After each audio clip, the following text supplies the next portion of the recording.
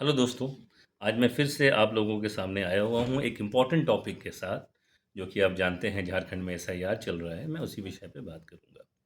आप लोगों के ड्राफ्ट लिस्ट में एसआईआर के नाम तो आ ही गए होंगे, जिन लोगों ने भी सेल्फ डिक्लेरेशन का फॉर्म भरा है, उनके नाम आ गए हैं। लेकिन इसके बाद क्या?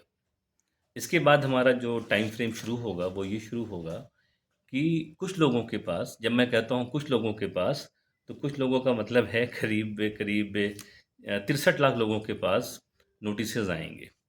और उन नोटिसेज में फिर आपको ये बताना पड़ेगा थ्रू हियरिंग या डॉक्यूमेंट सबमिट करके कि आपने जो सेल्फ इन्यूमरेशन किया था और आपके डॉक्यूमेंट वो अप टू मार्क है, राइट।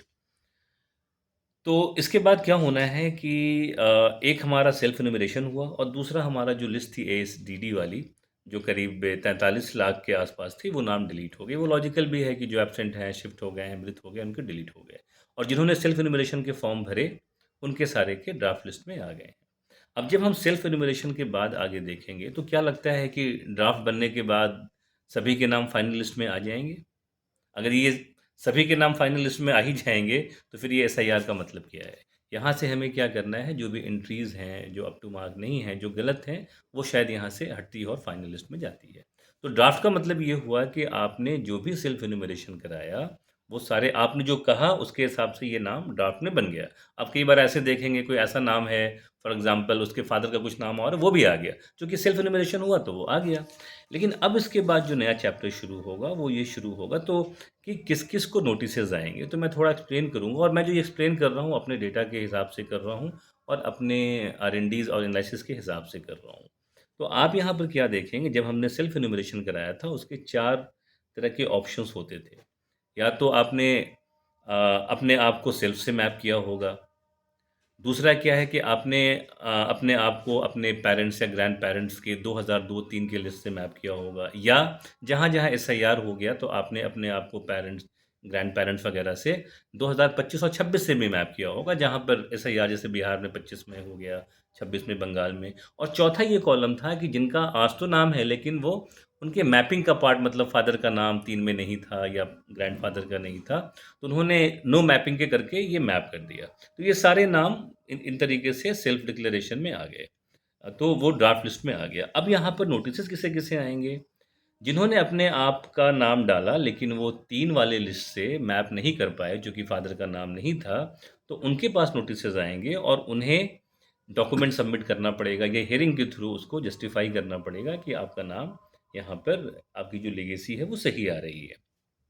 तो इसमें करीब-करीब जो इस तरह के लोगों के नोटिसेज़ आएँगे, जो अनमैप्ड सेक्शन है। अनमैप्ड का मतलब कि आपका अभी तो नाम है 26 में, लेकिन 3 में मैप आप नहीं करा पाए, मतलब फादर का नाम या ग्रैंडफ़ादर का नाम नहीं था।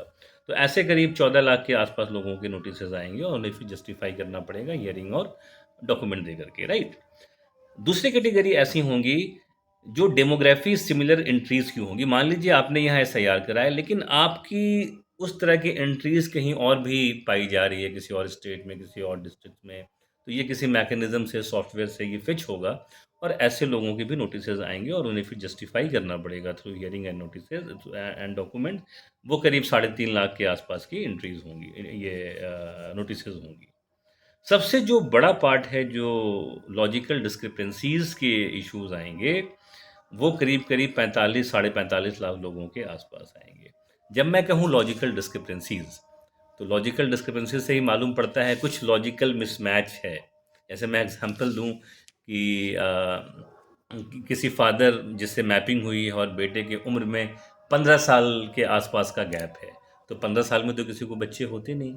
तो ये डिस्क्रिपेंसीज़ आएँगी। तो एक्चुअली डिस्क्रिपेंसीज़ जो लॉजिकल आ रही हैं, वो इनके जो सॉफ्टवेयर एल्गोरिदम में लिखा हुआ है, उनके हिसाब से ये आइडेंटिफ़ाई करते हैं। और मोटा-मोटा अगर समझेंगे तो ये करीब-करीब 11 डिस्क्रिपेंसीज़ हैं।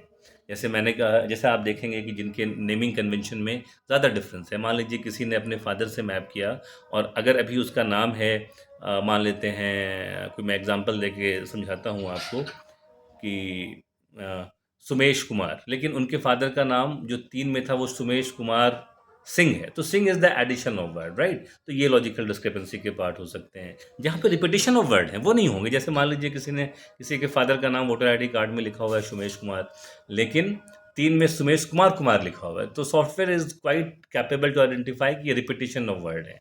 कहीं-कहीं पर जो स्पेलिंग के बड़े-बड़े मिस्टेक्स हैं दोनों वर्ड में, तो उस तरह के नेमिंग लॉजिकल डिस्क्रिपेंसीज़ में आएँगे। एक लॉजिकल डिस्क्रिपेंसी ये भी है कि अगर कोई आपसे पूछे कि किसी इंसान मर्द के 9 महीने में 2 बच्चे हो सकते हैं कि नहीं? अगर वो ट्विन नहीं हैं, तो आप कहेंगे कि नहीं हो सकते। तो नहीं हो सकता, ये लॉजिकल डिस्क्रिपेंसी का पार्ट है, लेकिन अगर आप आइदर वे देखें तो एक मर्द के 2 बच्चे हो सकते हैं अगर उनकी 2 पत्नी हैं। लेकिन सॉफ्टवेयर में इस तरीके से है तो ये भी आपको फिर जाके वहाँ हियरिंग में जस्टिफ़ाई करना पड़ेगा। किसी-किसी प्रोजेनी मैपिंग में अगर एक आदमी से 6 से ज़्यादा लोग मैप्ड हैं तो वहाँ भी आएँगे। किसी जो जो ऐज का मैंने बताया कि 15 साल या मैक्सिमम ऐज वो डिफरेंसेस हैं तो आएँगे। तो इस तरह के लॉजिकल डिस्क्रिपेंसीज़ और ख़ास के नेमिंग कन्वेंशन, नेमिंग जो नाम जो लिखा हुआ है, उसमें तो कई सारे के डिफरेंसेस आते हैं। तो ये तो आप अगर मोटा-मोटा देखेंगे तो 6 लाख से ज़्यादा लोगों को लॉजिकल डिस्क्रिपेंसीज़, अनमैप्ड वोटर्स एंड जो डेमोग्राफ़ीज़ की हम बात कर रहे हैं कि सिमिलर एंट्रीज़ कहीं और पड़ी हैं, तो इन लोगों के नोटिसेज़ आएँगे। बट इसमें घबराने की कोई बात नहीं है। आई थिंक आप देखेंगे अगर वोटर्स वाली जो साइट है उसमें एक लिखा भी हुआ है सबमिट डॉक्यूमेंट्स अगेंस्ट नोटिसेज़। तो आप वहाँ अपना नंबर डाल करके ओटीपी के थ्रू देख भी सकते हैं कि आपको नोटिसेज़ आ रही हैं कि नहीं आ रही हैं। अगर आती हैं तो वहाँ से डॉक्यूमेंट सबमिट करेंगे। जिनका नंबर लिंक नहीं है फॉर्मेट के थ्रू, तो उनको फिर शायद बीएलओ से मालूम करना पड़ेगा। तो अल्टीमेट तो ऐसा नहीं है कि जो ड्राफ्ट में नाम आ गया वो फाइनल में आ जाएगा। जो ड्राफ्ट में नाम आया, सेल्फ एन्यूमरेशन कि हमने जो एन्यूमरेट किया उसके थ्रू वो ड्राफ्ट में आया है।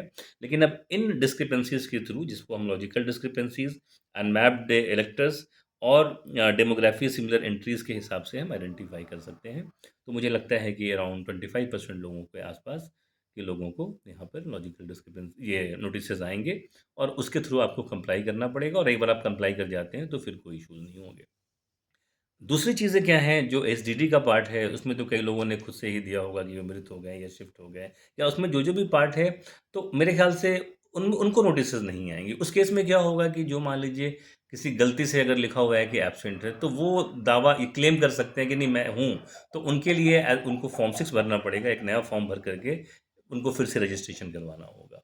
तो जो हमारे डिस्क्रिपेंसीज़ वाले पार्ट हैं या ये, उसमें वही वोटर आईडी कार्ड कंटिन्यू होगा वन्स यू प्रूव इट। और जो एसएसडीडी वाले से कोई क्लेम करते हैं, हालाँकि वहाँ नोटिस नहीं आना चाहिए, तो वहाँ के लोगों को खुद से क्लेम एंड ऑब्जेक्शन के थ्रू जाकर के सॉल्व करना पड़ेगा। तो आशा करता हूँ ये मैंने जो इन्फॉर्मेशन बनाई है आप लोगों के लिए कि इनसे आप फ़ायदा उठा सकें और ये जो मैंने बताया है लोगों को हेल्प करने और सपोर्ट करने के लिए बताया है as per my understanding and knowledge. Thank you very much.